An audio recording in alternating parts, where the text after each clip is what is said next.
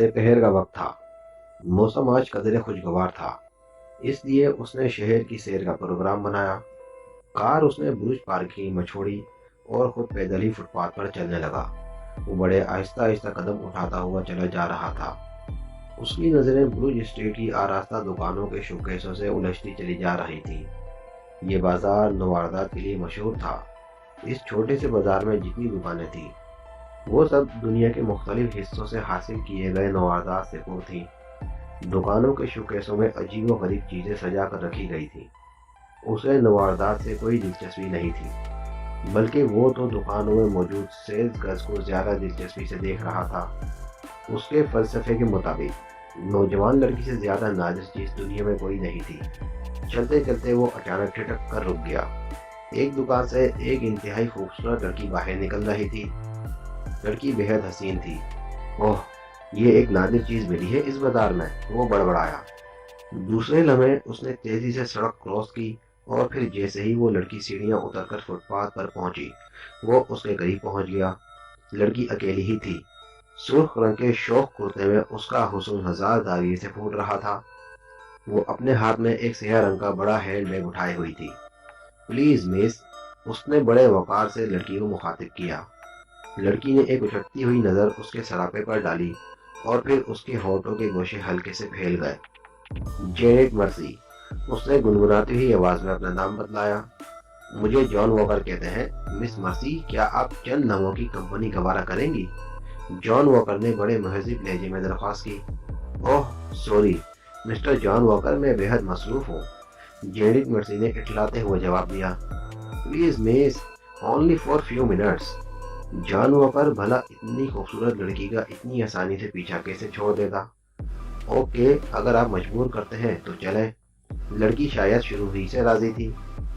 Thanks miss mercy, चलिए सामने वाले कैफे में चलकर बैठते हैं, जॉन वॉकर ने ऐसे लहजे में कहा जैसे मर्सी ने उसके साथ जाने का इरादा करके उसकी 7 पुश्तों पर एहसान कर दिया हो। और फिर वो दोनों साथ साथ चलते हुए सामने वाले कैफे में दाखिल हो गए। जैसे ही वो कैफे में दाखिल हुए, कैफे में मौजूद तकरीबन तमाम मर्दों की नजरें जेनेट मर्सी पर परवाना वार निछावर होने लगी। अलबत्ता उनकी साथी लड़कियों की कैफियत कतई मुख्तलिफ थी।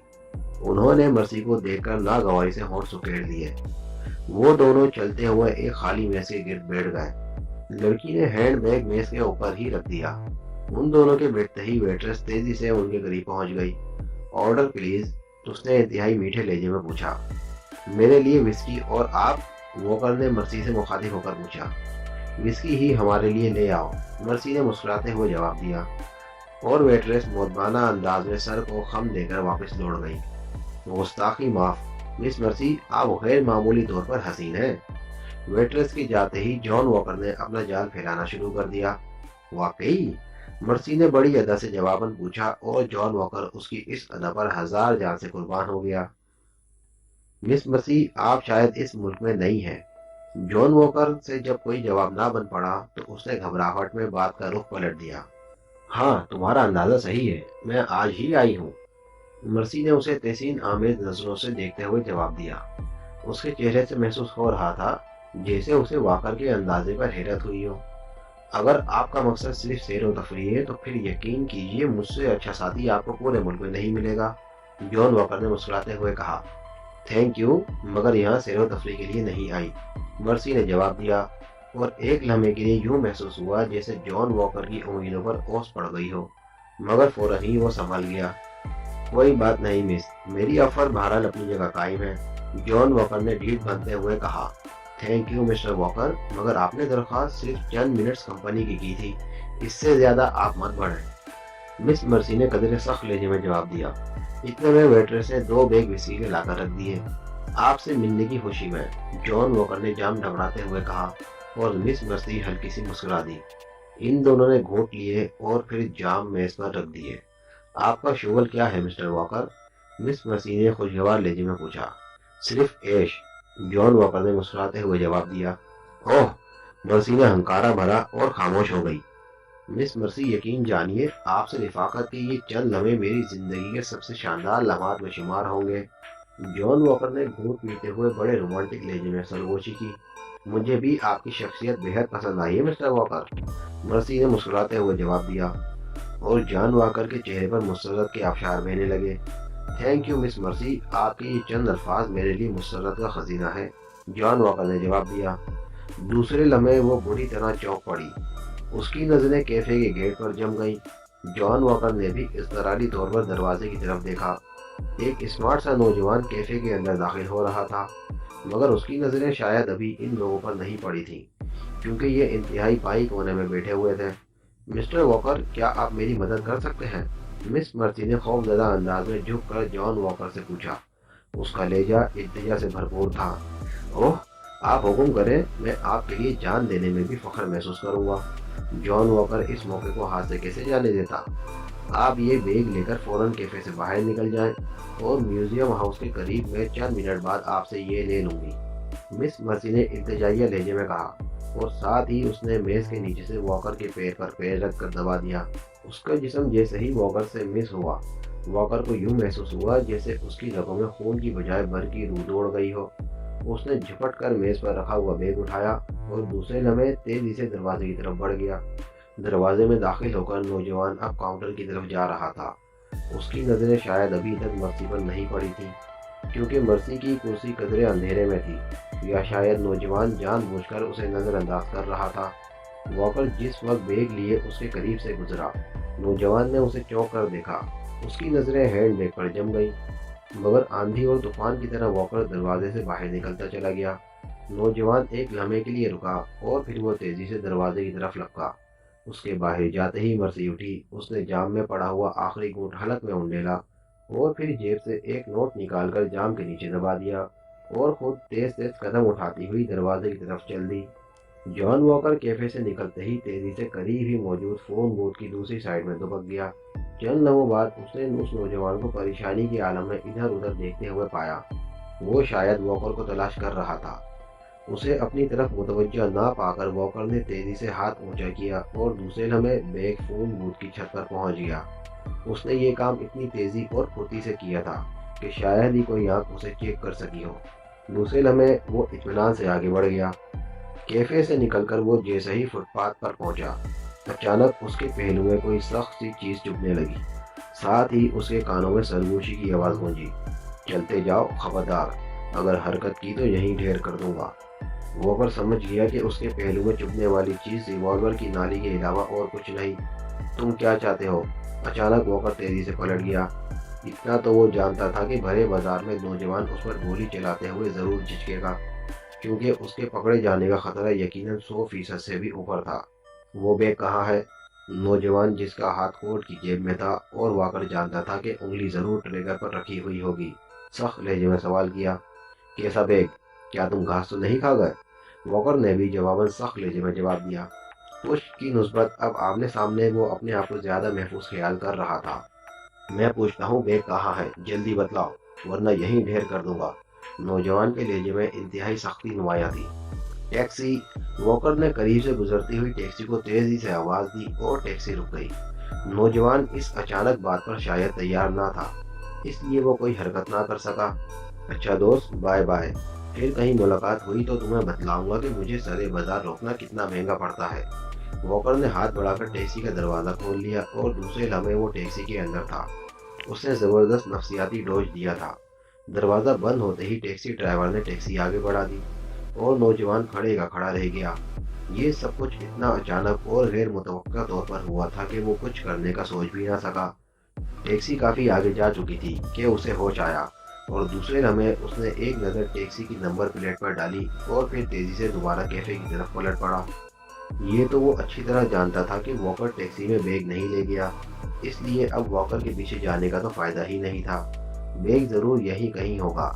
وہ ادھر ادھر بغور دیکھتا ہوا کیفے کے دروازے پر پہنچ گیا، مگر اسے ایسا کوئی آدمی نظر نہیں آیا جس کے پاس بیگ ہو۔ وہ حیران تھا کہ واکر نے وہ بیگ کہاں غائب کر دیا۔ اس نے اسے بیگ لے کر کیفے سے باہر نکلتے ہوئے تو دیکھا تھا، مگر ان چند لمحوں میں جبکہ وہ اس کی نظروں سے اجھل رہا تھا، نہ جانے اس نے بیگ کا کیا کیا ہوگا۔ کیفے میں داخل ہو کر اس نے اس میز کی طرف دیکھا جدھر اس نے مرسی کو بیٹھتے ہوئے دیکھا تھا، مگر مرسی غائب تھی۔ یہ دوسرا شوق تھا جو اس کو پہنچا تھا۔ وہ مرسی کو اندر داخل ہوتے دیکھ چکا تھا، مگر اس کو چھیڑنے سے پہلے ٹیلی فون کرنا چاہتا تھا، مگر نہ تو وہ ٹیلی فون کر سکا اور مرسی بھی غائب ہو گئی۔ وہ چند لمحوں تک ہال میں رکا اور پھر واپس کیفے سے باہر نکل آیا۔ مرسی اور بیگ گدھے کے سر سے سینگ کی طرح غائب ہو چکے تھے۔ وہ کیفے سے باہر نکلا اور پھر سڑک پر جا کر کھڑا ہو گیا۔ وہ بے حد پریشان تھا۔ اچانک اسے دور مرسی نظر آ گئی۔ وہ اس کے سرخ رنگ کے کپڑوں سے اسے پہچان گیا جو دور سے نمایاں نظر آ رہا تھا۔ مرسی کو دیکھتے ہی وہ تیزی سے مرسی کی طرف بڑھا۔ مرسی کیفے سے کافی دور ایک دکان کے باہر کھڑی تھی۔ وہ تیزی سے چلتا ہوا مرسی کی طرف بڑھا۔ وہ حد الوسع احتیاط کر رہا تھا کہ مرسی اسے نہ دیکھ سکے۔ جلد ہی وہ اس کے قریب پہنچ گیا، لیکن وہ ٹھٹک کر رک گیا۔ مرسی خالی ہاتھ تھی، بیگ اس کے پاس بھی نہیں تھا، بلکہ اس کے چہرے پر چھائی پریشانی ظاہر کر رہی تھی کہ وہ خود بیگ کے لیے پریشان ہے۔ اس کا مطلب ہے مرسی نے صرف مجھ سے بچنے کے لیے بیگ اس آدمی کو پکڑا دیا تھا، اس نے سائیڈ میں رکتے ہوئے سوچا۔ مرسی بڑی بے چینی سے پہلو بدل رہی تھی۔ جو جو وقت گزرتا جا رہا تھا، مرسی کے چہرے پر زردی پھیلتی جا رہی تھی۔ کچھ سوچ کر وہ مرسی کی طرف بڑھا۔ جیسے ہی وہ قریب پہنچا، مرسی اسے دیکھ کر چونک پڑی۔ اس کے چہرے پر چھائی ہوئی زردی کچھ اور گہری ہو گئی۔ تم نے بیگ اس آدمی کو کیوں دیا تھا؟ اس نے سخت لہجے میں پوچھا۔ مگر تم کون ہو اور تمہارا کیا مطلب ہے؟ مرسی نے ہکلاتے ہوئے پوچھا۔ تم نے بہت بڑا رسک لیا ہے مرسی۔ وہ آدمی میرے سامنے ٹیکسی میں بیٹھ کر چلا گیا اور تمہاری اطلاع کے لیے عرض ہے کہ اس کے ہاتھ میں بیگ نہیں تھا، اس نے مرسی کو بتلایا، اور مرسی کو یوں محسوس ہوا جیسے اس کا ہارٹ فیل ہو گیا ہو۔ اب تم اپنے باس کو بتلا دینا کہ اب وہ زندگی بھر اس بیگ کو نہیں ڈھونڈ سکتا۔ دراصل غلطی تمہارے باس کی تھی، جس نے وہ بیگ تمہیں لینے کے لیے بھیجا۔ تم جیسی کمزور لڑکی اس قابل نہیں کہ اتنے بڑے راز کی بخوبی حفاظت کر سکے، نوجوان نے سخت لہجے میں کہا اور آگے بڑھ گیا۔ سنو، مرسی نے ہکلاتے ہوئے اسے پکارا۔ کیا ہے؟ وہ گھراتے ہوئے پلٹا۔ کیا تم صحیح کہہ رہے ہو کہ وہ چلا گیا ہے اور بیگ اس کے پاس نہیں تھا؟ مرسی نے ڈوبتے ہوئے لہجے میں کہا۔ مجھے جھوٹ بولنے کی کیا ضرورت ہے؟ وہ کمبخت انتہائی چالاک ثابت ہوا، وہ مجھے بھی غچہ دینے میں کامیاب ہو گیا، نوجوان نے نرم لہجے میں جواب دیا اور پھر چل پڑا۔ مرسی چند لمحے وہاں کھڑی کچھ سوچتی رہی۔ اس کا چہرہ انتہائی زرد ہو گیا تھا، جیسے اس کے جسم سے کسی نے تمام خون نچوڑ لیا ہو، اور پھر وہ شکست خوردہ انداز میں دوبارہ کیفے کی طرف بڑھی۔ اس کی چال سے محسوس ہو رہا تھا جیسے کوئی مجرم پھانسی کے تخت کی طرف بڑھ رہا ہو۔ عمران کے لیے یہ لمحہ یقیناً حیرت انگیز واقع ہوا، کیونکہ وہ یہ بات سنتے ہی اپنی جگہ سے اچھل پڑا تھا۔ یہ تم کیا کہہ رہے ہو؟ اس کی آواز حیرت کی شدت سے پھٹنے کے قریب ہو گئی تھی۔ میں صحیح کہہ رہا ہوں عمران صاحب، میں نے اسے خود وہاں دیکھا ہے اور میں اسے اچھی طرح پہچانتا ہوں۔ ایک کیس میں میری اور اس کی تفصیلی جھڑپ بھی ہو چکی ہے، مگر سوال یہ ہے کہ وہ یہاں کیا کرنے آیا ہے، اور پھر اس نے اپنی آمد اتنی خفیہ کیوں رکھی ہے؟ وہ ہمارے دوست ملک کا جاسوس ہے، اسے اگر کوئی ضرورت پڑ گئی ہے تو ہم سے کھلم کھلا امداد لے سکتا ہے۔ عمران کا لہجہ اب بھی حیرت سے بھرپور تھا۔ اس سلسلے میں کیا کہہ سکتا ہوں؟ میں نے اسے دیکھا تو آپ کو مطلع کرنا اپنا فرض سمجھا، ٹائیگر نے کاندھے اچکاتے ہوئے جواب دیا۔ عمران کسی گہری سوچ میں گم ہو گیا۔ ٹائیگر بھی خاموش بیٹھا رہا۔ چند لمحوں بعد وہ چونک کر ٹائیگر سے مخاطب ہوا۔ ٹھیک ہے، تم جاؤ، اگر اب کہیں وہ نظر آئے تو اس کا تعاقب کرنا اور پھر مجھے اس کی رہائش گاہ کا فوراً اطلاع کرنا۔ عمران نے سرد لہجے میں ٹائیگر کو حکم دیتے ہوئے کہا۔ بہتر جناب، ٹائیگر نے اٹھتے ہوئے کہا، اور پھر وہ ہوٹل کے آؤٹ گیٹ کی طرف بڑھا۔ دوسرے لمحے وہ تیزی سے مڑا اور پھر عمران کے کانوں میں سرگوشی کی۔ وہ ہوٹل میں داخل ہو رہا ہے جناب۔ ٹھیک ہے، تم ہوٹل کے باہر میرا انتظار کرو، عمران نے جواب دیا، اور ٹائیگر مڑ کر تیز تیز قدم اٹھاتا ہوا ہوٹل سے باہر نکل گیا۔ اس کے باہر نکلتے ہی عمران اپنی کرسی سے اٹھا۔ اس نے جیب سے ایک نوٹ نکال کر ایش ٹرے کے نیچے دبا دیا اور خود مڑ کر کاؤنٹر کی طرف بڑھنے لگا، جہاں وہ قد آور لہیم شہیم جسم کا مالک نوجوان کھڑا تھا۔ اس کے چہرے کے خد و خال پکار پکار کر کہہ رہے تھے کہ وہ چینی ہے۔ عمران کو اپنی طرف آتا دیکھ کر ایک لمحے کے لیے چونکا، اور پھر اس کی آنکھوں میں اجنبیت کے تاثرات ابھر آئے۔ عمران اس کے قریب پہنچ کر رک گیا۔ لوگ مجھے علی عمران سلیمان والا کہتے ہیں، مگر آپ جو کچھ بھی کہیں وہ بھی مجھے منظور ہے۔ سلیمان والا کہیں یا شیچنگ والا، سب ٹھیک ہے۔ عمران نے اپنا تعارف کراتے ہوئے پوری تقریر کر ڈالی۔ شیچنگ کا لفظ سن کر وہ چونک پڑا اس نے بغور عمران کی آنکھوں میں دیکھا اور عمران یوں شرما گیا جیسے وہ نوجوان لڑکی ہو اور اس کے جسم پر نامحرم کی نظریں پڑ رہی ہوں۔ آئیے ادھر میز پر بیٹھتے ہیں، نوجوان نے مسکراتے ہوئے عمران کو دعوت دی۔ میز پر؟ کمال ہے صاحب، یہ آپ کیا کہہ رہے ہیں؟ اس ہوٹل کی انتظامیہ بے حد سخت ہے۔ آپ جیسے ہی میز پر بیٹھے انہوں نے آپ پر بد اخلاقی کا لیبل لگا کر بیروں کے ہاتھوں اٹھوا کر باہر پھینکوا دینا ہے۔ ویسے میں ایک مشورہ دوں، آپ میز کی بجائے کرسی پر کیوں نہیں بیٹھ جاتے؟ عمران کی زبان جب چل نکلی تو بھلا آسانی سے کہاں رکتی تھی۔ میرا مطلب کرسی ہی تھا، نوجوان نے مسکراتے ہوئے جواب دیا۔ اب وہ ایک میز کے گرد پہنچ چکے تھے۔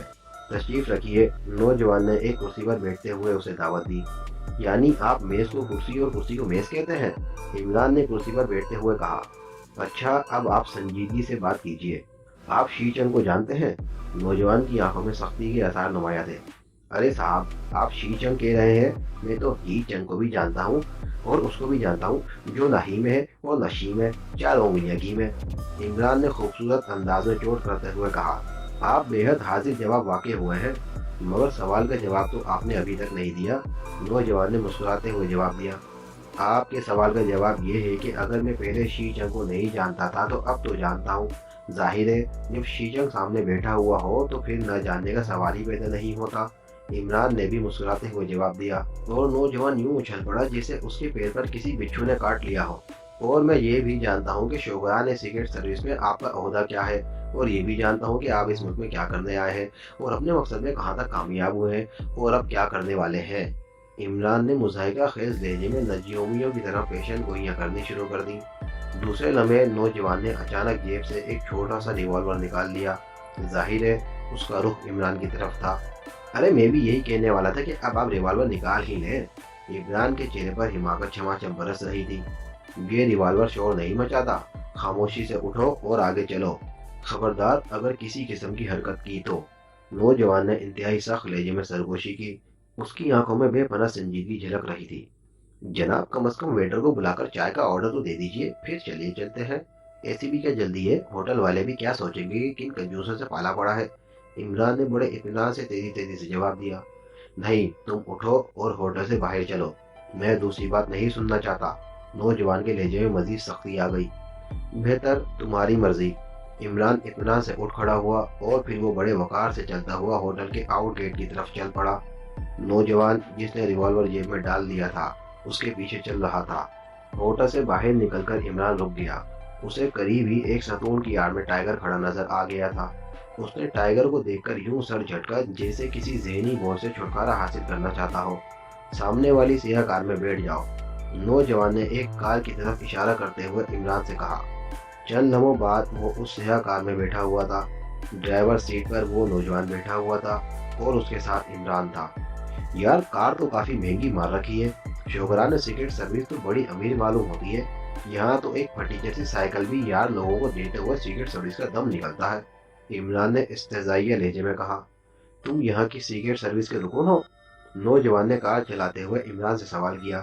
لہجے میں پہلے کی نسبت قدرے اطمینان تھا، ویسے کار میں بیٹھتے ہی ریوالور جیب میں ڈال لیا تھا۔ ارے میں سیکرٹ سروس کو بھلا کیا سمجھتا ہوں، میں جب چاہوں سیکرٹ سروس چھوڑ کر صدر مملکت کو بھی اپنا رکن بنا لوں، عمران نے لاپرواہی سے جواب دیا۔ کس کا رکن؟ شی چنگ نے کچھ نہ سمجھتے ہوئے پوچھا۔ اپنا، یعنی ارے پیور نکمی ایسوسی ایشن کا، عمران نے لفظ اپنا کی تشریح کر دی۔ تم میرا مذاق اڑا رہے ہو، شی چنگ نے کار ایک کوٹھی کے گیٹ میں موڑتے ہوئے سخت لہجے میں کہا۔ جانی، مذاق اڑانا بھی ایک کام ہے، اور نکمی ایسوسی ایشن کا صدر ہو کر کام کیسے کر سکتا ہوں، تو لہٰذا آپ کا یہ ریمارک قطعی غلط اور بیجا ہے، عمران نے اسی لاپروانہ لہجے میں جواب دیا۔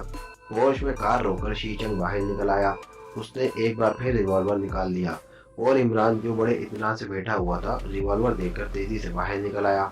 میرا خیال ہے تم صرف ریوالور کی زبان سمجھتے ہو، شی چنگ نے قدرے مسکراتے ہوئے اسے اندر چلنے کا اشارہ کرتے ہوئے کہا۔ مسٹر شی چنگ، آپ کو غلط فہمی ہوئی ہے، میں صرف عورتوں کی زبان سمجھتا ہوں، عمران نے اندر جاتے ہوئے مڑ کر شی چنگ سے کہا۔ شی چنگ اسے ایک کمرے میں لے آیا اور پھر اس نے اسے ایک کرسی پر بیٹھنے کا اشارہ کیا۔ عمران بڑے اطمینان سے کرسی پر بیٹھ گیا، شی چنگ مقابل والی کرسی پر خود بیٹھ گیا۔ ہاں مسٹر، اب مجھے بتلاؤ کہ تم مجھے کیسے جانتے ہو، اور سنو، اب تک میں نے تمہارے ساتھ اس لیے نرم برتاؤ کیا ہے کہ میں تمہاری شخصیت کے متعلق صحیح اندازہ نہیں لگا سکا۔ کہ تم دراصل کیا ہو۔ یاد رکھو، اب اگر تم نے میرے سامنے بننے کی کوشش کی تو میں بات کرنے سے پہلے گولی چلا دوں گا۔ شی چنگ کا لہجہ کافی حد تک تلخ ہو گیا تھا۔ میں تو پہلے سے بنا ہوا ہوں، مزید کیا بنوں گا؟ اور پھر جناب میں انسان ہوں، کوئی سیمنٹ کا بلاک نہیں کہ سانچے میں بننا شروع ہو گیا۔ عمران نے لفظ بندے کو پکڑ لیا۔ تم باز نہیں آؤ گے۔ شی چنگ کا پیمانہ صبر اب لبریز ہو چکا تھا۔ دوسرے لمحے اس نے ریوالور کو ایک طرف ڈالا اور چیتے کی طرح عمران پر چھلانگ لگا دی۔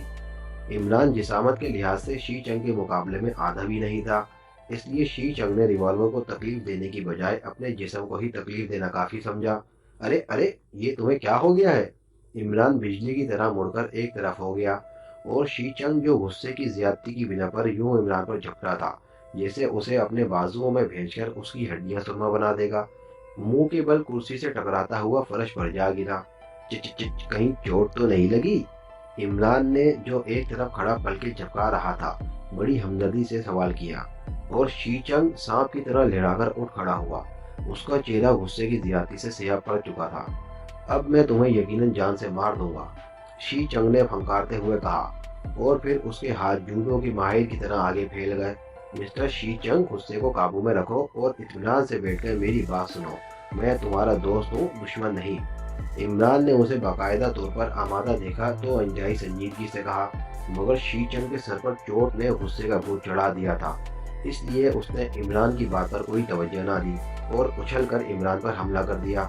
عمران نے سوائے تیزی سے اچھل کر پہلو بچانے کے اور کوئی حرکت نہ کی، اور شی چنگ اپنے بازو کے زور پر لہرا کر رہ گیا۔ اب بھی موقع ہے شی چنگ، میری بات مان لو، عمران نے اس دفعہ انتہائی سرد لہجے میں کہا۔ مگر شی چنگ، جو دوبارہ چوٹ کھا چکا تھا، وہ بھلا عمران کی بات کہاں سنتا۔ اس نے انتہائی تیزی سے عمران پر تیسری بار حملہ کر دیا۔ ہاں، البتہ اتنا فرق ضرور پڑا کہ اس بار اس کو حملے کا اندازہ انتہائی جچا تلا تھا۔ شاید وہ پہلے حملوں میں عمران کی پھرتی کا اندازہ لگا چکا تھا۔ حملہ اتنا تیز اور جارحانہ تھا کہ عمران نے پہلو بچانا غیر ضروری سمجھتے ہوئے اس کے ایک بازو کو انتہائی پھرتی سے اپنے بازو پر روکا اور ایک زوردار لیفٹ ہک شی چنگ کے جبڑے پر ٹکا دیا۔ ہاتھ کافی زوردار پڑا تھا، کیونکہ شی چنگ لڑکھڑاتا ہوا دیوار کے ساتھ جا لگا تھا۔ اس کے منہ سے خون نکلنے لگا اور دائیں جبڑے کی کھال پھٹ گئی۔ اب بھی عقل نہیں آئی؟ نہ جانے کس گدھے نے تمہیں سیکرٹ سروس کا ممبر بنا دیا ہے، عمران نے بڑے اطمینان سے کہا، اور شی چنگ عمران کے اس اطمینان پر مزید بپر گیا۔ دوسرے لمحے اس نے انتہائی تیزی سے عمران پر حملہ کیا، مگر عمران پر آنے کی بجائے وہ اپنے جسم کو بل دیتا ہوا عمران کے بائیں ہاتھ پر پڑے ہوئے ریوالور پر جا گرا۔ عمران اطمینان سے اپنی جگہ پر کھڑا رہا۔ وہ چاہتا تو بڑی آسانی سے پہلے ہی ریوالور اٹھا لیتا، مگر اس نے کوئی دھیان نہیں دیا۔ شی چنگ ریوالور پر قبضہ کر کے تیزی سے اٹھا۔ اب اس کے خون آلود ہونٹوں پر زہر آلود مسکراہٹ رینگ رہی تھی۔ اب تمہیں دنیا کی کوئی طاقت نہیں بچا سکتی، اس نے ریوالور کا رخ عمران کی طرف کرتے ہوئے شعلہ بار لہجے میں کہا۔ تم ٹھیک کہہ رہے ہو مسٹر شی چنگ، کیونکہ تم اس ملک میں پہلی بار آئے ہو اور تم مجھے نہیں جانتے، عمران نے اب بھی بڑے مطمئن لہجے میں کہا۔ شی چنگ نے ہنکارا بھرا اور پھر فائر کر دیا۔ عمران، جس کی نظریں ریوالور کی نال پر جمی ہوئی تھی، بندر کی طرح چھلانگ لگا کر ایک طرف ہٹ گیا اور گولی سامنے دیوار سے ٹکرا کر فرش پر جا گری۔ پھر تو شی چنگ کے سر پر خون سوار ہو گیا۔ اس نے تیزی سے فائر پر فائر کرنے شروع کر دیے، مگر عمران تو برق بنا ہوا تھا، کوئی بھی گولی اس کے جسم کو چھو نہ سکی۔ اور جب شی چنگ کا ٹریگر دبانے پر ریوالور سے گولی کی بجائے ٹرچ کی آواز نکلی تو اس نے جھنجھلاہٹ کی شدت میں ریوالور عمران پر کھینچ مارا۔ عمران نے مسکراتے ہوئے ریوالور دبوچ لیا۔ اب تسلی ہوئی مسٹر شی چنگ، یا مزید کچھ حوصلہ باقی ہے؟ عمران نے مسکراتے ہوئے اسے مخاطب کیا۔ تم انسان نہیں ہو، ورنہ آج تک میرا نشانہ کبھی خطا نہیں ہوا، شی چنگ نے شکست خوردہ لہجے میں جواب دیا۔ اس کی آنکھیں بجھ سی گئی تھیں، وہ یقیناً اپنی شکست تسلیم کر چکا تھا۔ اب اطمینان سے صوفے پر بیٹھ جاؤ اور میری بات سنو، عمران نے اسے بچے کی طرح پچکارتے ہوئے کہا، اور شی چنگ شکست خوردہ انداز میں چلتا ہوا صوفے پر بیٹھ گیا۔ ہاں، اب مجھے بتاؤ کہ تم اس ملک میں کیسے آئے، عمران نے بھی سامنے کرسی پر بیٹھتے ہوئے کہا۔ مگر تم تو کہہ رہے تھے کہ تم اچھی طرح جانتے ہو کہ میں اس ملک میں کیوں آیا ہوں، شی چنگ نے چونکتے ہوئے حیرت بھرے لہجے میں کہا۔ مسٹر شی چنگ، تم شاید ابھی نئے سیکرٹ سروس میں آئے ہو، مجھ پر کوئی الہام تو نہیں اترتا کہ میں سب کچھ ایک لمحے میں جان لوں، عمران نے مسکراتے ہوئے جواب دیا۔ مگر تم میرا نام اور سیکرٹ سروس میں ہونا کیسے جانتے ہو، شی چنگ نے جواباً سوال کیا۔ اس بات کو چھوڑو، میرا کام ہی ایسا ہے کہ میں پوری دنیا کی سیکرٹ سروس کے ممبران کے نام، پتے وغیرہ اچھی طرح جانتا ہوں۔ عمران نے پرسرار لہجے میں جواب دیا۔ مگر میں تمہیں کیوں بتاؤں کہ میرا مشن کیا ہے؟ شی چنگ نے سخت لہجے میں جواب دیا۔ وہ اب کافی حد تک سمجھ چکا تھا۔ یہ تم نے پہلی بار کام کی بات کی ہے، یقیناً تمہیں نہیں بتانا چاہیے تھا، مگر تم ہمارے دوست ملک سے تعلق رکھتے ہو، اس لیے تمہیں یہاں آ کر ہمارے ملک کی سیکرٹ سروس کا تعاون حاصل کرنا چاہیے تھا۔ عمران نے جواب دیا۔ وہ جب میں مناسب سمجھوں گا کر لوں گا، آپ مجھے مشورہ دینے والے کون ہیں؟ شی چنگ دوبارہ ہتھے سے اکھڑنے لگا۔ کیا تمہارے چیف نے تمہیں ایسا کرنے کی ہدایت کی ہے؟ عمران نے اس بات کو نظر انداز کرتے ہوئے سوال کیا۔ میں اس سوال کا جواب نہیں دے سکتا۔ شی چنگ ہوشیار ہو چکا تھا۔ تو ٹھیک ہے، میں چلتا ہوں، جب تم مناسب سمجھنا ایسا کر لینا، مگر میری ایک بات یاد رکھو، جب پانی سر سے گزر چکا ہوگا تب تمہارا ایسا کرنا بھی تمہیں یا تمہارے ملک کو فائدہ نہیں پہنچا سکے گا۔ عمران نے کرسی سے اٹھتے ہوئے کہا۔ بیٹھو بیٹھو، مجھے بتاؤ کہ تم کون ہو، جبکہ تمہارے کال کے مطابق تمہارا سیکرٹ سروس سے کوئی تعلق نہیں، پھر تم خواہ مخواہ اس مسئلے میں کیوں الجھ رہے ہو؟ شی چنگ نے اسے بیٹھنے کا اشارہ کیا۔ جب تم میری بات نہیں مان رہے تو مجھے باولے کتے نے تو کاٹا نہیں کہ میں تمہارے سوال کا جواب دوں۔ ویسے اتنا بتا دوں کہ میرا نام علی عمران ہے۔ عمران نے روٹنے والے انداز میں جواب دیا، اور شی چنگ عمران کے اس روٹنے پر کھلکھلا کر ہنس پڑا۔ اچھا دوست، تم بیٹھو، جیسا تم کہو گے ویسا ہی کروں گا۔ مجھے یوں محسوس ہوتا ہے کہ جیسے تمہاری بات نہ مان کر میں بہت باری غلطی کروں گا۔ نہیں، اب مجھے اجازت دو، اور جتنی جلدی ہو سکے میرے مشورے پر عمل کرنا، ورنہ۔ عمران نے سنجیدگی سے کہا، اور پھر فکرہ مکمل کیے بغیر وہ تیزی سے چلتا ہوا باہر نکلتا چلا گیا۔ شی چنگ وہیں بیٹھا اسے جاتے ہوئے دیکھتا رہ گیا۔ عمران جب کوٹھی سے باہر نکلا تو اس نے سر پر ہاتھ پھیر کر مخصوص اشارہ کیا۔ دوسرے لمحے ایک درخت کی اوٹ سے ٹائیگر باہر نکل آیا۔ جیسے ہی ٹائیگر عمران کے قریب پہنچا، عمران نے سرگوشی کے سے انداز میں اسے کہا، میں شی چنگ کی تمام نقل و حرکت کی رپورٹ چاہتا ہوں، اور خود آگے بڑھتا چلا گیا۔ ٹائیگر بھی لا تعلقی سے انداز میں کراس کرتا ہوا گزرتا چلا گیا، جیسے عمران اس کے لیے قطعی اجنبی رہا ہو۔ سیاہ کار جیسے ہی ہوٹل کے کپاؤں سے باہر نکلی، قریب ہی موجود ٹیکسی اسٹینڈ پر سے ایک سبز رنگ کی ٹویوٹا ٹیکسی بھی اس کے پیچھے حرکت میں آ گئی۔ سیاہ کار تیزی سے شہر کی مصروف ترین سڑکوں پر سے گزرتی جا رہی تھی۔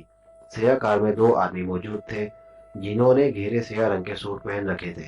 اس کے بالکل پیچھے سبز ٹویوٹا ٹیکسی میں صرف ایک نوجوان ڈرائیور تھا۔ ویسے اس نے میٹر ڈاؤن کر رکھا تھا۔ وہ خاموشی سے سیاہ کار کے پیچھے چلتا جا رہا تھا۔ بعض سڑکوں پر اس نے جان بوجھ کر اپنی ٹیکسی سیاہ کار اور دیگر کاروں کے بعد میں رکھی، اور بعض اوقات وہ سیدھی سڑک پر سیاہ کار کو کراس کرتا ہوا آگے بھی نکل جاتا تھا۔ اس سے صاف ظاہر تھا کہ ٹیکسی میں موجود نوجوان تعاقب کے فن میں پوری طرح ماہر تھا۔ آدھی رات گزر چکی تھی، مگر شہر کی رونقیں اپنے پورے عروج پر تھیں، اور سڑکوں پر ٹریفک کا ازدحام تھا۔ دکانوں سے پبلسٹی سائن بورڈوں اور نیون سائن لائٹس کی تیز روشنی سے پورا ماحول منور تھا۔ جلد ہی سیاہ کار شہر کی روشن سڑکوں کو چھوڑ کر مضافات کی طرف جانے والی سڑک پر مڑ گئی۔ یہاں ٹریفک نہ ہونے کے برابر تھا، اس لیے سبز ٹویوٹا ٹیکسی نے کافی فاصلہ دے کر اس کا تعاقب کرنا شروع کر دیا۔ کافی دور جا کر سڑک دو اونچے پہاڑوں کے درمیان گرتی چلی گئی، اور پھر ایک موڑ مڑتے ہی سیاہ کار کی بیک لائٹس بھی غائب ہو گئی۔ ٹیکسی ڈرائیور نے ایکسیلیٹر دبا کر اسپیڈ بڑھا دی، اور پھر وہ جیسے ہی موڑ مڑا، اچانک اس نے پوری قوت سے بریک دبا دیے، کیونکہ سڑک کے عین درمیان ایک کافی بڑی چٹان پڑی ہوئی تھی۔ اس کے دونوں سائیڈوں سے اتنا راستہ نہیں تھا کہ وہ اپنی کار نکال سکے۔ سیاہ کار غائب ہو چکی تھی۔ نوجوان نے ایک طویل سانس لیتے ہوئے انجن بند کیا، اور پھر دروازہ کھول کر باہر نکل آیا۔ اس کا ایک ہاتھ کوٹ کی جیب میں موجود ریوالور کے دستے پر تھا، اور نظریں ادھر ادھر بھٹکتی ہوئی دوبارہ اس چٹان پر جم گئی۔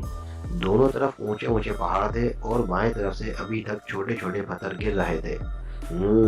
تو اس کا مطلب ہے چٹان خود گری ہے، گرائی نہیں گئی، نوجوان نے دل ہی دل میں سوچا، اور پھر اس نے آگے بڑھ کر چٹان کو ایک طرف دھکیلنے کی کوشش کی، مگر چٹان بہت بھاری تھی۔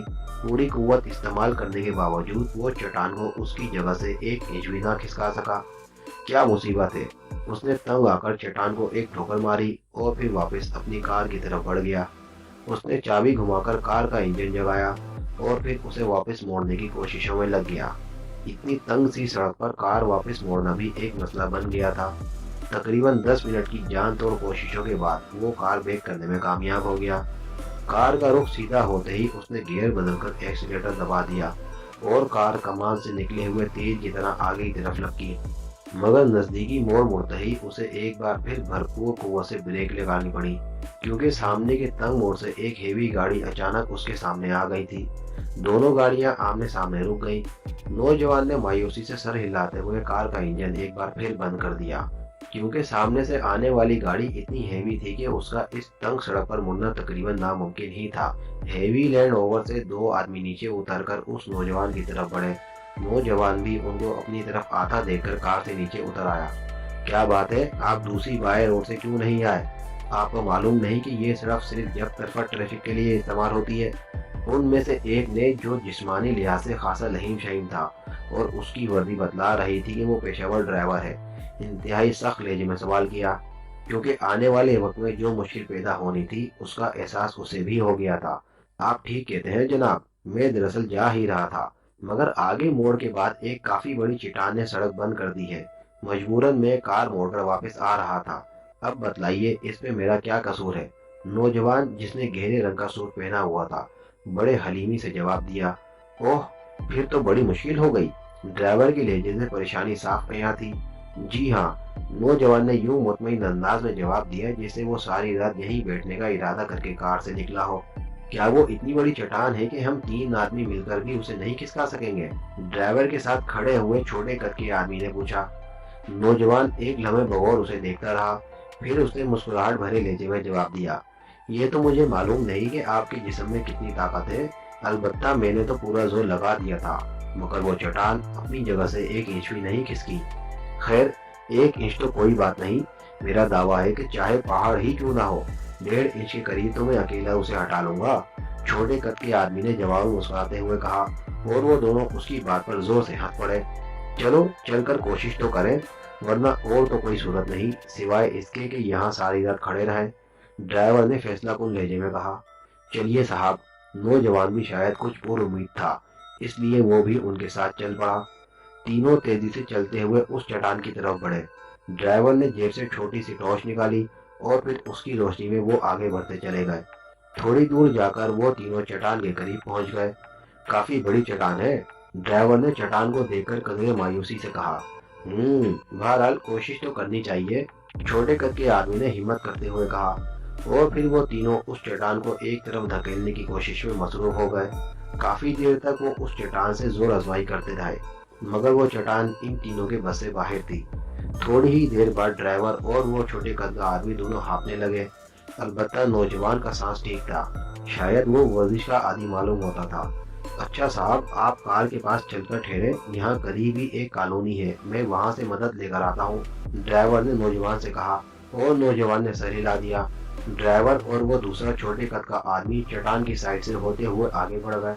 जरा जल्दी आना, कहीं मैं सारी रात बैठा तुम्हारा इंतजार न करता रहूं, नौजवान ने उन्हें आवाज देते हुए ताकीद की। अच्छा साहब, ड्राइवर ने जवाब दिया, और फिर वो आगे चलते हुए अंधेरे में गुम हो गया। नौजवान वापस मुड़ा और दोबारा अपनी कार की तरफ बढ़ने लगा।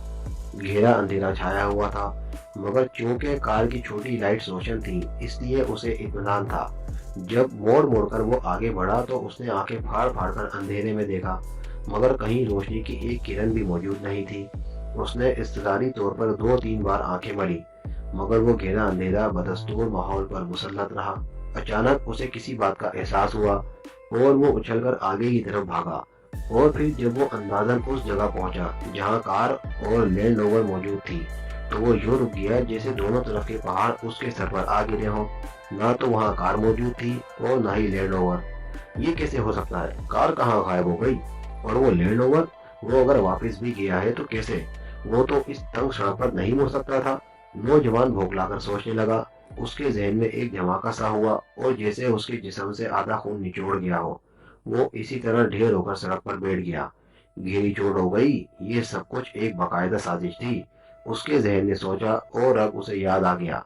थोड़ी दूर पीछे एक कटाव आता है, लैंड रोवर वहां बैक गियर में आसानी जा सकता है और वहां से मुड़कर वापस भी, मगर मेरी कार ले जाने की क्या जरूरत थी? वो भौंकला कर सोचने लगा, लेकिन उसकी समझ में कुछ न आया। कार में उसकी दानिश के मुताबिक ऐसी कोई चीज मौजूद नहीं थी जिसकी बिना पर वो इतनी बड़ी साजिश करते। काफी देर तक सोचने के बावजूद कोई बात उसकी समझ में ना आई, इसलिए मजबूरन वो पैदल ही आगे बढ़ने लगा। थोड़ी दूर चलकर उसे वो जगह नजर आ गई जहां उसके ख्याल के मुताबिक लैंड ओवर बेक किया गया होगा। वो सोच रहा था कि अब बॉस को क्या जवाब देगा। अपने बॉस के मुतालिक वो अच्छी तरह जानता था कि वो कितना सख्त आदमी है। अभी वो ये सोच ही रहा था कि अचानक एक हल्की सी पनपनाहट की आवाज़ें उसके कानों में गूंजने लगी। वो चौंक पड़ा। दूसरे लम्हे उसने बड़ी फुर्ती से जेब में हाथ डाला और फिर एक छोटा सा लाइटर निकालकर उसके कोने में लगा हुआ एक बटन दबा दिया। पनपनाहट की आवाज़ जो उस लाइटर से खारिज हो रही थी बंद हो गई। अब उसकी जगह हल्की हल्की जू जू की आवाज़ निकलने लगी। फिर चंद लम्हों बाद एक भारी मर्दाना आवाज़ सुनाई दी। Hello, number 3 operation smoking boss calling over. Yes, number 3 operation pipe smoking speaking this and over. नौजवान ने कदरे घबराहट आमेज लहजे में जवाब दिया। रिपोर्ट दो नंबर 3 ओवर। बॉस की भारी भरकम आवाज़ उसके कानों में गूंजी। Boss, I am very sorry boss, मैं एक गहरी साजिश का शिकार हो गया हूँ। और फिर उसने ताकुब और कार के गायब होने की पूरी तफसील सुना दी। तुम्हें किसने हुक्म दिया था नंबर 3 की जेमसन पार्टी का ताकुब करो? तुम्हें तो बटरफ्लाई की निगरानी के लिए इकामत दिए गए थे। ओवर। बॉस का लहजा बेहद सख्त हो गया था और नौजवान को बॉस की बात सुनकर यूं लगा जैसे उसे किसी ने पकड़कर सैकड़ों फीट गहरे अंधेरे गार में धकेल दिया हो। बॉस, आपने तो पैगाम भेजा था कि बटरफ्लाई की बजाय जेमसन पार्टी का ताकुब करूं। ओवर। नौजवान ने थर थर कांपते हुए जवाब दिया। कैसा पैगाम? तुम्हें किस तरह पैगाम मिला था? ओवर। बॉस ने उधर से चौंकते हुए जवाब दिया। बॉस, एक रुका था जिसके नीचे बॉस लिखा हुआ था। ओवर। नंबर 3 ने जवाब दिया। तो इसका मतलब है तुम्हें ना ही कोड की परवाह रही और ना ही ट्रांसमीटर की। तुम मुझे ट्रांसमीटर पर कांटेक्ट कर सकते थे। ओवर। बॉस की गरजदार आवाज सुनाई दी। बॉस, गलती हो गई बॉस। ओवर। नंबर 3 के जिस्म पर खौफ से लरज़ा तारी हो गया। तुम्हें इल्म नहीं 3-1 कि तुम्हारी इस छोटी सी गलती ने कितना बड़ा नुकसान पहुंचाया है। कार में खुफिया तौर पर 606 के कागजात छुपाए गए थे जो कि बटरफ्लाई के हाथ पहुंचाने थे, मगर अब। ओवर। बॉस गुस्से से गरजता हुआ बोला। बॉस, मुझे कागजात का कतई इल्म नहीं था। ओवर। नंबर 3 606 का नाम सुनकर मजीद घबरा गया। तुम्हें हर बात का इल्म कैसे हो सकता है नंबर 3? बहरहाल, अब मैं देखूंगा कि जेमसन पार्टी के कब्जे से वो कागजात कैसे निकल सकते हैं। तुम ऐसा करो कि अपने ट्रांसमीटर के दाएं कोने में मौजूद हुक खींच लो ताकि तुमसे फौरी कांटेक्ट हो सके और मेरे आइंदा ऑर्डर के लिए तैयार रहो। मैं चाहता हूं कि अब तुम ही जेमसन पार्टी के कब्जे से वो कागजात निकालो, तब ही तुम्हारी जान बच सकती है। ओवर एंड ऑल, बॉस ने कदरे नरम लहजे में कहा। और नंबर 3 ने जान बचने पर इत्मीनान का एक तवील सांस लिया। चुनाचे इत्मीनान होते ही उसने लाइटर नुमा ट्रांसमीटर के दाएं कोने पर मौजूद हुक की तलाश शुरू कर दी। आखिर उसकी उंगलियां उस हुक से टकरा ही गईं। ये एक छोटा सा हुक था जो इससे पहले उसकी नजरों पर नहीं चढ़ा था। उसने फुर्ती से वो हुक खींचा और फिर लाइटर को जेब में डालकर आगे बढ़ने लगा। अभी वो 10 कदम ही आगे गया था कि एक होलनाक धमाका हुआ और नौजवान का जिस्म लातादाद टुकड़ों में तकसीम होकर फिजा में बिखर गया। दूर कहीं एक हल्का सा धमाका हुआ और वो उसकी आवाज सुनते ही उछल पड़ा। उसने सिगरेट मुंह से निकालकर एश ट्रे में रगड़ दिया और खुद तेज तेज कदम उठाता हुआ बालकनी से वापस कमरे की तरफ बढ़ गया। कमरे की दरमियानी मेज पर रखे हुए टेलीफोन को उसने अपनी तरफ घसीटा और फिर रिसीवर उठाकर उसके नंबर डायल करने शुरू कर दिए। जल्द ही राब्ता कायम हो गया। D11 स्पीकिंग मैडम, उसने इंतहाई मुद्दाना लहजे में जवाब दिया। यस, क्या पोजीशन है? दूसरी तरफ से एक मुतर्रम नस्वानी आवाज़ सुनाई दी। मैडम, अभी अभी मैंने पॉइंट 0 की तरफ से धमाके की आवाज़ सुनी है। मेरा ख्याल है हमारा मिशन कामयाब हो चुका है। D11 ने मुसर्रत से भरपूर लहजे में जवाब दिया। अभी सिर्फ ख्याल है, जब तक तुम्हें यकीन ना हो जाए तुम वो कदम ना उठाना, ये बेहद ज़रूरी है। मादाम ने कदरे सख्त लहजे में उसे तंबीह की। क्या बात है मादाम, क्या हालात ख़राब हो गए हैं? D11 ने तशवीश ज़दा लहजे में सवाल किया। हाँ, हालात ना सिर्फ ख़राब हो गए हैं बल्कि बेहद ख़राब हो गए हैं। जेमसन पार्टी और ब्लैक सर्कल पार्टियाँ मैदान में उतर आई हैं और दर पर्दा बेहद पेचीदा नकलो हरकत शुरू हो गई है। मादाम ने जवाब दिया। ओके मादाम, मैं ख्याल रखूँगा कि कोई गलत हरकत ना हो। D11 ने जवाब दिया। ओके, मादाम ने जवाब दिया और फिर उसके साथ ही राब्ता ख़त्म हो गया। D11 ने रिसीवर क्रेडिट पर रखा और फिर उठकर दोबारा कमरे से बाहर निकल आया। बालकनी में आकर उसने करीब रखी हुई मेज पर से दूरबीन उठाई और उसे आंखों से लगा लिया। یہ مکان ایک اونچے ٹیلے پر واقع تھا، اس لیے یہاں سے کافی دور دور تک دیکھا جا سکتا تھا۔ پھر دوربین کے لینس بھی کافی طاقتور تھے۔ D11 کی نظریں کافی دور ایک چھوٹے سے فارم ہاؤس کے کمپاؤنڈ پر جمی ہوئی تھیں۔ کمپاؤنڈ میں ایک ہیلی کاپٹر صاف نظر آ رہا تھا۔ ہیلی کاپٹر پر موجود نشانات سے صاف ظاہر تھا کہ یہ ہیلی کاپٹر کسی کی ذاتی ملکیت ہے۔ ہیلی کاپٹر کے قریب ہی ایک نوجوان ہاتھ میں اسٹین گن لیے کھڑا تھا۔ اس کے چہرے پر سیاہ رنگ کا نقاب چڑھا ہوا تھا۔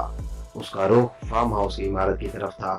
فارم ہاؤس سے تقریباً 100 گز دور ایک گھنے درخت پر موجود ایک اور نوجوان بھی اس کی نظروں میں تھا۔ اس نوجوان نے اپنے آپ کو درخت کے پتوں میں اچھی طرح چھپایا ہوا تھا، لیکن D11 کی دوربین برابر اس کی نقل و حرکت کا جائزہ لے رہی تھی۔ چند لمحوں بعد فارم ہاؤس کی عمارت سے 3 افراد نکل کر ہیلی کاپٹر کی طرف بڑھتے نظر آئے۔ ان میں سے ایک طویل القامت مگر دبلا پتلا تھا۔ اس کے ہاتھ میں سیاہ رنگ کا ہیوی بیگ تھا۔ ہیلی کاپٹر کے قریب موجود اسٹین گن بردار نوجوان نے انہیں قریب آتے دیکھ کر پھرتی سے ہیلی کاپٹر کا دروازہ کھول دیا اور پھر وہ تینوں ہیلی کاپٹر میں داخل ہو گئے۔ وہ نوجوان ہٹ کر ایک طرف کھڑا ہو گیا۔ ہیلی کاپٹر کا پنکھا گھومنے لگا اور جب وہ پوری رفتار سے گردش کرنے لگا تو اچانک درخت پر بیٹھے ہوئے نوجوان کے ہاتھ میں پکڑے ہوئے ایک چھوٹے سے ریوالور سے شعلہ نکلا اور ایک طرف کھڑا اسٹین گن بردار نوجوان چیخ مار کر فرش پر گر گیا۔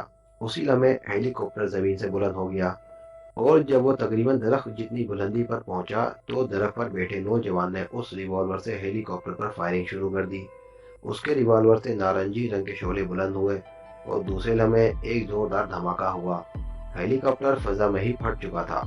وہ مارا، good boy, very good. D11 ہیلی کاپٹر کے پھٹتے ہی خوشی سے اچھل پڑا۔ ہیلی کاپٹر کے جلتے ہوئے ٹکڑے زمین پر گرے اور دوسرے لمحے نوجوان درخت سے نیچے اتر کر ہیلی کاپٹر کے ملبے کی طرف دوڑا۔ ہیلی کاپٹر کا ڈھانچہ ابھی تک جل رہا تھا۔ نوجوان دیوانہ وار آگ کی دیوار میں گھستا چلا گیا جیسے وہ پاگل ہو چکا ہو۔ D11 کے چہرے پر سخت تشویش کے آثار نظر آنے لگے۔ وہ شدید بے چینی کے عالم میں پاؤں پٹکنے لگا۔ دوسرے لمحے اس کا چہرہ دوبارہ کھل اٹھا تھا۔ وہ نوجوان ہاتھ میں بیگ پکڑے تیزی سے آگ کی دیوار سے باہر نکلا۔ اس کے چست کپڑوں نے کہیں کہیں سے آگ پکڑ لی تھی۔ باہر نکلتے ہی اس نے زمین پر پلٹیاں کھانا شروع کر دیں۔ جلد ہی آگ بجھ گئی۔ منہ اور سر پر اس نے سرخ رنگ کا کپڑا باندھ رکھا تھا جو اس نے اٹھتے ہی اتار پھینکا تھا۔ اب وہ بالکل ٹھیک ٹھاک تھا۔ اس نے بیگ کو ہاتھوں سے صاف کیا اور تیزی سے نزدیکی کھیت کی طرف بڑھتا چلا گیا۔ D11 کے چہرے پر مسرت کے آبشار بہنے لگے۔ اس کا انگ انگ مسرت سے پھڑک رہا تھا۔ اس کی پارٹی نے میدان مار لیا تھا اور وہ بیگ جیمسن پارٹی کے ہاتھ سے نکل گیا تھا، مگر دوسرے لمحے وہ بری طرح اچھل پڑا۔ نوجوان کے کھیت کے قریب پہنچتے ہی اچانک کھیتوں میں سے 4 نقاب پوش باہر نکلے۔ انہوں نے ہاتھوں میں مشین گنیں سنبھال رکھی تھی۔ اس سے پہلے کہ نوجوان جیب میں ہاتھ ڈال کر ریوالور نکالتا، چاروں نے اس پر اسٹین گنوں کے فائر کھول دیے۔ نوجوان کا جسم اسٹین گنوں کی گولیوں پر رقص کرنے لگا۔ دوسرے لمحے اس کا بے جان جسم زمین پر آ گرا۔ ایک اسٹین گن بردار نے تیزی سے آگے بڑھ کر نوجوان کے ہاتھ سے بیگ گھسیٹ لیا۔ D11 نے غصے سے دوربین بالکونی کے فرش پر پٹکی اور پھر بھاگتا ہوا بالکونی کے آخر میں موجود سیڑھیوں پر چڑھنے لگا۔ جلد ہی وہ مکان کی چھت پر پہنچ گیا۔ چھت پر ایک تیز رفتار سنگل سیٹ ہیلی کاپٹر موجود تھا۔ D11 بجلی کی سی تیزی سے ہیلی کاپٹر میں سوار ہوا اور دوسرے لمحے وہ چھوٹا سا ہیلی کاپٹر فضا میں بلند ہو گیا۔ اس کی رفتار انتہائی تیز ہوتی چلی گئی۔ اس کا رخ فارم ہاؤس کی طرف ہی تھا۔ واکر نے اگلے موڑ پر مڑتے ہی ٹیکسی ڈرائیور کو رکنے کے لیے کہا اور ٹیکسی ڈرائیور نے حیرت بھری نظروں سے واکر کی طرف دیکھتے ہوئے سائڈ پر ٹیکسی روک لی۔ واکر تیزی سے ٹیکسی سے نیچے اترا۔ اس نے جیب سے ایک چھوٹا سا نوٹ نکال کر ٹیکسی ڈرائیور کی طرف اچھالا اور خود تیز تیز قدم اٹھاتا ہوا سڑک کے قریب ہی ایک ریسٹورانٹ کے دروازے میں داخل ہو گیا۔ دروازے کے قریب ہی ٹوائلٹ تھا۔ واکر نے دروازہ کھولا اور اندر داخل ہو گیا۔ ریسٹورانٹ کا حال کھچا کھچ بھرا ہوا تھا۔ سب لوگ اپنی اپنی سوسائٹی میں مگن تھے، اس لیے کسی نے واکر کی طرف دھیان نہ دیا۔ تقریباً 10 منٹ بعد گھنی مصنوعی مونچھیں اور اسپرنگ کے دباؤ سے اٹھی ہوئی ناک اور دائیں گال پر مصنوعی مسا لگائے جب وہ باہر نکلا تو اس کا حلیہ یکسر بدل چکا تھا۔ ڈبل کوٹ وہ الٹا پہن چکا تھا۔ وہ ٹوائلٹ سے باہر نکلا اور پھر سیدھا کاؤنٹر کی طرف بڑھ گیا۔ کاؤنٹر پر موجود کاؤنٹر گرل نے رجسٹر پر سے سر اٹھا کر کاروباری انداز سے مسکراتے ہوئے اسے دیکھا۔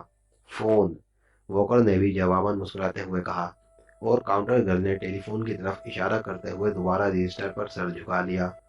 واکر نے ٹیلی فون سیٹ اپنی طرف کھینچا اور پھر ریسیور اٹھا کر نمبر ڈائل کرنے شروع کر دیے۔ جلد ہی رابطہ قائم ہو گیا۔ W the great speaking, Walker نے آواز دبا کر کہا۔ Yes sir, naughty speaking from this end, دوسری طرف سے آواز سنائی دی۔ نوٹی، تم کیا کر رہے ہو؟ واکر نے قدرے سخت لہجے میں پوچھا۔ ویسے اس نے آواز اس حد تک دبائی ہوئی تھی کہ اس کی گفتگو کاؤنٹر گرد کے کانوں تک نہ پہنچ سکے۔ سر فارغ ہوں، حکم فرمائیے، نوٹی نے دوسری طرف سے مؤدبانہ لہجے میں جواب دیا۔ فوراً بازار نواردات پہنچو اور کیفے ڈیلکس کے قریب فون بوتھ کی چھت پر ایک بیگ پڑا ہوا ہے، وہ لے کر ہیڈ کوارٹر رپورٹ کرو۔ واکر نے دبے لہجے میں حکم دیا۔ بہتر جناب، میں ابھی جاتا ہوں، نوٹی نے جواب دیا، مگر انتہائی ہوشیاری کی ضرورت ہے کیونکہ ارد گرد دشمن طاق میں ہوں گے۔ واکر نے اسے تنبیہ کرتے ہوئے کہا۔ آپ بے فکر رہیں جناب، نوٹی ایسے کاموں میں ماہر ہے، نوٹی نے جواباً جوش سے بھرپور لہجے میں کہا، اور واکر نے ریسیور کریڈل پر رکھ دیا۔ اس نے جیب سے ایک چھوٹا سا سکہ نکال کر کاؤنٹر پر رکھا اور پھر مڑ کر ایک خالی میز کی طرف بڑھ گیا۔ اسے اچھی طرح علم تھا کہ نوٹی کے مطلوبہ جگہ پر پہنچنے کے لیے کم از کم 15 منٹ چاہیے۔ وہ اس وقفے کے دوران چائے پینے کے ساتھ ساتھ کچھ سوچنا چاہتا تھا۔ چنانچہ کرسی پر بیٹھتے ہی اس نے ویٹر کو چائے کا آرڈر دیا اور پھر گہری سوچ میں غرق ہو گیا۔ ویٹر نے چائے لا کر رکھ دی، مگر وہ اپنی سوچوں میں غرق رہا۔ چند لمحوں بعد وہ اچانک چونکا اور پھر اس نے قدرے خفیف سا ہو کر برتن اپنی طرف کھسکائے اور چائے بنانے لگا۔ چائے پینے کے بعد اس نے گھڑی پر نظر ڈالی اور پھر چونک کر اٹھ کھڑا ہوا۔ جیب سے اس نے ایک چھوٹا سا نوٹ نکال کر ٹرے پر رکھا اور خود تیز تیز قدم اٹھاتا ہوا کیفے سے باہر نکلتا چلا گیا۔ جیسے ہی وہ کیفے سے باہر نکلا، دروازے کے قریب بیٹھا ہوا ایک غیر ملکی نوجوان بھی اٹھ کر کیفے سے باہر آ گیا۔ کیفے سے باہر نکل کر وہ پیدل ہی کیفے ڈیلکس کی طرف چل پڑا۔ تقریباً 5 منٹ چلنے کے بعد وہ کیفے ڈیلکس سے قریب جا کر رک گیا۔ تقریباً 1 منٹ بعد کیفے ڈیلکس سے قریب ایک اسپورٹس کار آ کر رکی اور اس میں سے ایک اسمارٹ سا نوجوان باہر نکلا۔ اس نوجوان کو دیکھ کر واکر کے لبوں پر ایک دھیمی سی مسکراہٹ رہ گئی۔ یقیناً یہ نوٹی تھا۔ نوٹی نے کار سے نکل کر چند منٹ تک ارد گرد کے ماحول کا جائزہ لیا اور پھر وہ سیدھا ٹیلی فون بوتھ کی طرف چل پڑا۔ تیز تیز قدم اٹھاتا ہوا وہ جلد ہی بوتھ کے قریب پہنچ گیا۔ اس نے ایک بار پھر ادھر ادھر نظر دوڑائی اور جیب سے سگریٹ کا پیکٹ نکال کر اس میں سے سگریٹ منتخب کی اور پیکٹ دوبارہ جیب میں ڈال کر لائٹر نکال لیا۔ سگریٹ سلگانے کے بعد اس نے لائٹر جیب میں ڈالنے کی بجائے آہستہ سے بوتھ کی چھت کی طرف اچھال دیا۔ اس نے یہ سب کچھ اس فطری انداز میں کیا جیسے غلطی سے اس نے لائٹر کو ماچس کی تیلی سمجھ کر اچھال دیا ہو۔ دوسرے لمحے وہ چونکا اور پھر اس نے بوتھ کی دہلیز پر پیر رکھ کر ہاتھ بڑھایا اور بیگ اس کے ہاتھ میں تھا۔ بیگ اس نے انتہائی پھرتی سے دوسرے ہاتھ میں سنبھال لیا اور ایک دفعہ پھر لائٹر کے لیے ہاتھ چھت کی طرف بڑھایا۔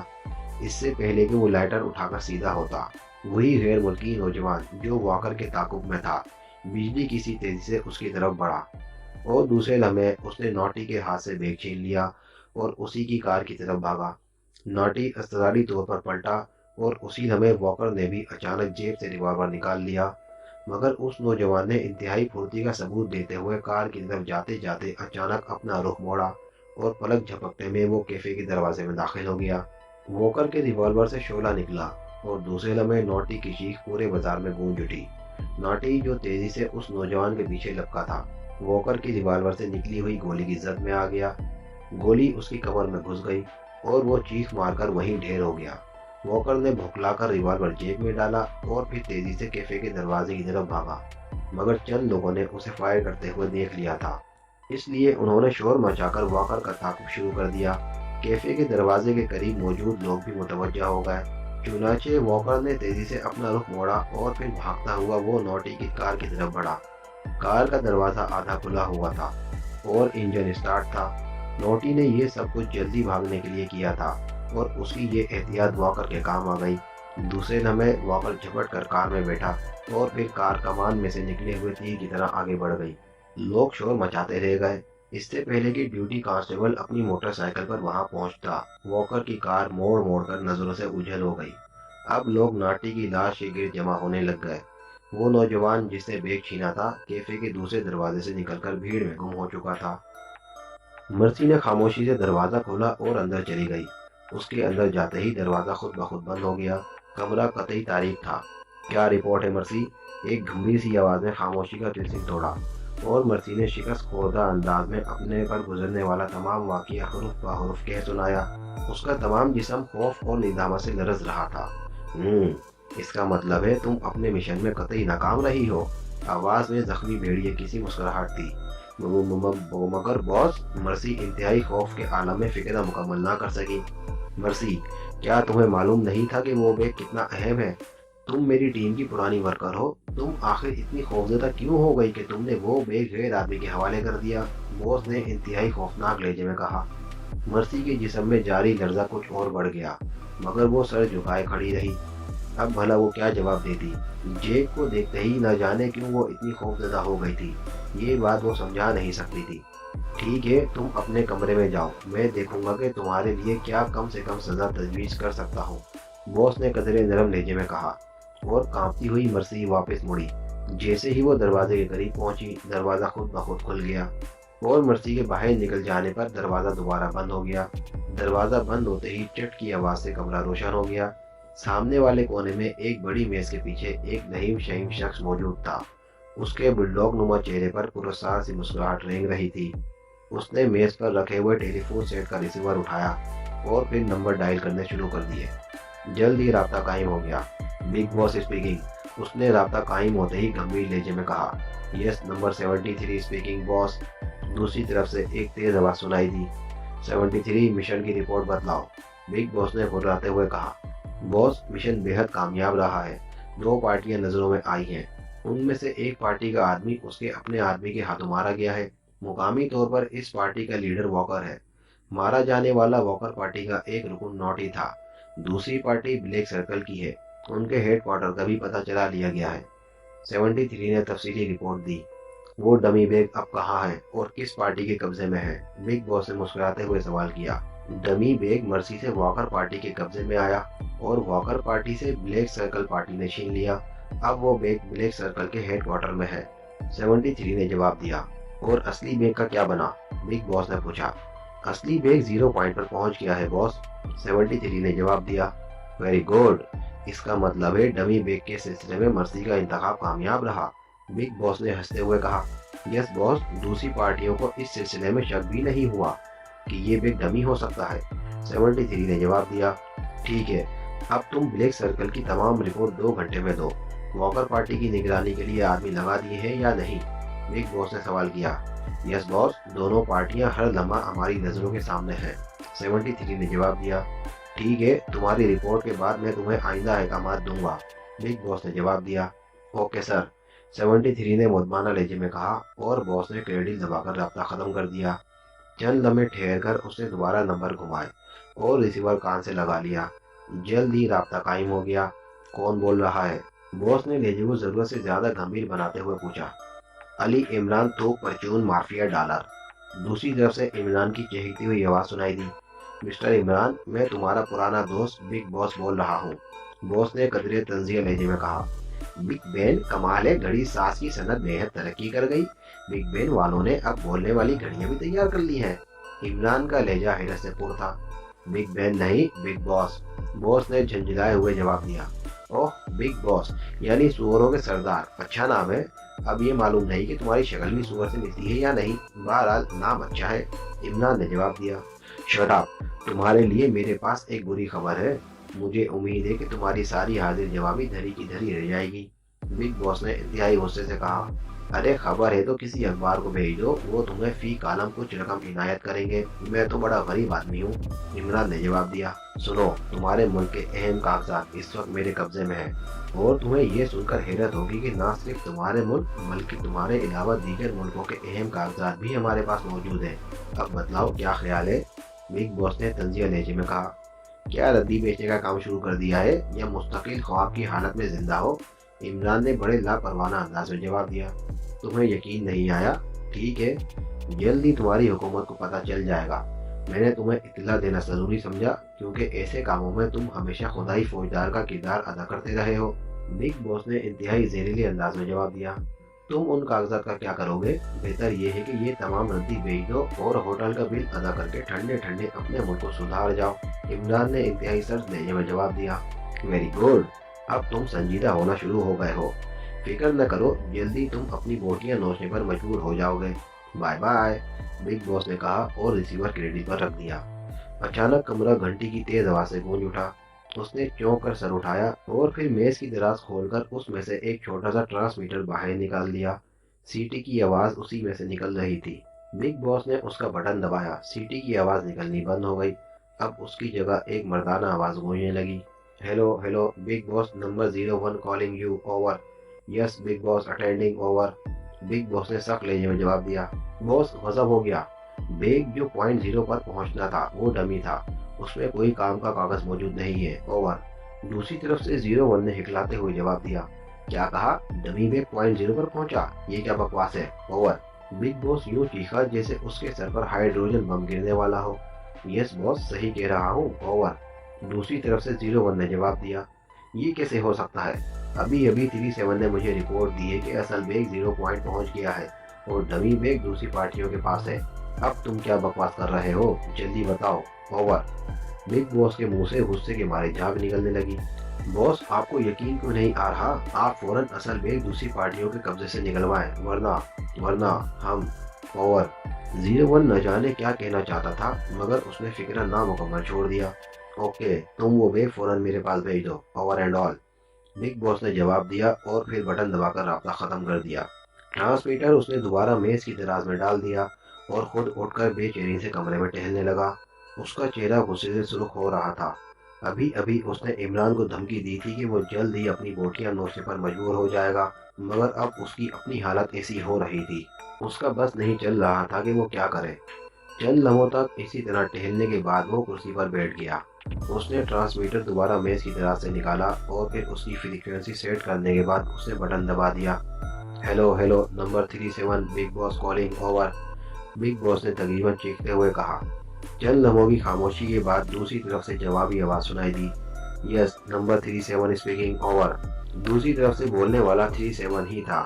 37 پوائنٹ 0 سے 01 نے ابھی ابھی اطلاع دی ہے کہ وہاں اصل بیگ کی بجائے ڈمی بیگ پہنچ گیا ہے، اس کا کیا مطلب ہے، اوور۔ بگ باس نے بھیڑیے کی طرح گھرراتے ہوئے سوال کیا۔ آپ کیا کہہ رہے ہیں باس؟ یہ کیسے ہو سکتا ہے؟ وہاں تو اصل بیگ ہی بھیجا گیا تھا، A1 وہ بیگ لے کر گیا تھا۔ مرسی کو جو بیگ میں نے دیا تھا وہ ڈمی تھا، میں نے خود چیک کر کے دیا تھا، اوور۔ 37 کا لہجہ حیرت سے پر تھا۔ مگر وہ غلط تو نہیں کہہ رہا، یقیناً بلیک سرکل کے پاس جو بیگ ہے وہ اصلی ہے، اوور، بگ باس نے پھٹ پڑنے والے لہجے میں جواب دیا۔ 1 منٹ سر، اوور، دوسری طرف سے 37 نے جواب دیا۔ اور پھر تقریباً 1.5 منٹ کی خاموشی کے بعد 37 کی آواز دوبارہ سنائی دی۔ باس، ہم نے بلیک سرکل سے وہ بیگ چھین لیا ہے، میں نے چیک کیا ہے، وہ ڈمی ہے، میں آپ کو بھجوا رہا ہوں، آپ چیک کریں، اوور۔ دوسری طرف سے 37 بول رہا تھا۔ فوراً میرے پاس بھیجو، میں خود چیک کرتا ہوں، یہ کیا چکر چل گیا ہے، اوور۔ بگ باس نے تقریباً شکست خوردہ لہجے میں جواب دیا۔ بہتر سر، ابھی چند منٹ میں وہ بیگ آپ کے پاس پہنچ جائے گا، اوور، 37 نے جواب دیا۔ Over and all, big boss نے جواب دیا اور پھر بٹن آف کر دیا۔ اس کا چہرہ شدید پریشانیوں کی آمہ جگہ بنا ہوا تھا۔ اس کی سمجھ میں نہیں آ رہا تھا کہ کیا چکر چل گیا ہے۔ اسی لمحے دروازے کے اوپر لگا ہوا بلب اسپارک کرنے لگا۔ اس نے میز کے کونے پر لگا ہوا بٹن آف کر دیا۔ کمرہ دوبارہ تاریکی میں مدغم ہو گیا۔ دوسرا بٹن دباتے ہی دروازہ کھلنے لگا۔ اوپر لگا ہوا بلب بجھ گیا۔ دروازہ کھلا اور ایک نوجوان ہاتھ میں بیگ لیے اندر داخل ہوا۔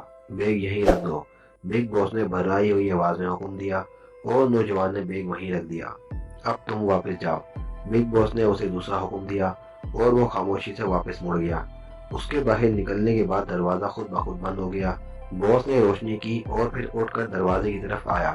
اس نے بیگ اٹھایا، بیگ کے اوپر پوائنٹ 0 کی چٹ لگی ہوئی تھی۔ ابھی اس نے بیگ لا کر میز پر رکھا ہی تھا کہ بلب دوبارہ جلنے بجھنے لگا۔ اس نے دوبارہ روشنی گل کی اور پھر دروازہ کھولنے کا بٹن دبا دیا۔ دروازہ کھلا اور ایک اور نوجوان اندر داخل ہوا۔ بیگ وہیں رکھ کر واپس چلے جاؤ، بگ باس نے اسے حکم دیا اور وہ بھی بیگ وہیں فرش پر رکھ کر واپس مڑ گیا۔ اس کے باہر جانے کے بعد جیسے ہی دروازہ بند ہوا، بگ باس نے روشنی کی اور چیتے کی طرح بیگ کی طرف لپکا، کیونکہ اس کے خیال کے مطابق اسی بیگ کو اصلی ہونا چاہیے تھا۔ بیگ کے اوپر 37 کی چٹ موجود تھی۔ اس نے بیگ لا کر میز پر رکھا اور پھر اضطرابی حالت میں اس نے سب سے پہلے وہی بیگ کھولنا شروع کر دیا۔ یہ بیگ مخصوص انداز میں تیار کیے گئے تھے، اس لیے ان کے کھولنے کا طریقہ کار انتہائی پیچیدہ تھا۔ چند لمحوں کی جدوجہد کے بعد اس نے بیگ کھول دیا اور پھر اس کی امیدوں پر اوس بڑھ گئی۔ بیگ کے اندر ردی کاغذات بھرے ہوئے تھے۔ اس نے بے چینی سے کاغذات نکال کر میز پر بکھیر دیے، مگر ان میں سے ایک بھی کاغذ کام کا نہیں نکلا۔ اس نے انتہائی بے چینی اور شدید اضطراب کے عالم میں دوسرے بیگ کی طرف ہاتھ بڑھایا، اور چند لمحوں کی اضطرابی جدوجہد کے بعد اس